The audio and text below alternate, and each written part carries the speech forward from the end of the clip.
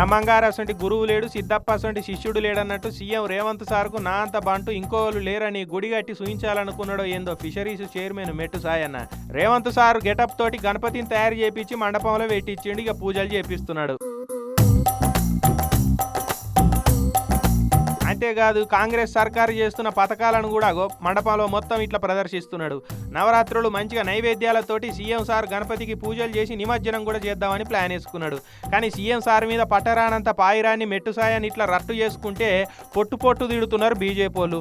ఇదేం పైత్యమని పైరైతున్నారు. CM getup తోటి దేవుని వెట్టుడేందని బీజేపీ లీడర్ దివాకరణ పోయి గిదేం దివాన పని అని పోలీసు వాళ్ళకి కంప్లైంట్ ఇచ్చిండు. అటు గోషామహల్ గోపుత్రుడు రాజాసింగ్ అన్న కూడా అభిమాన లీడర్ అంటే పైరం ఉండాలి కానీ ఇట్లా పైత్యం ఉండదు అన్నట్టు ఫైర్ అయిపోయి ఫిర్యాదు ఇచ్చిండు. మెట్టు సాయి కుమార్ ను అరెస్ట్ చేయాలి.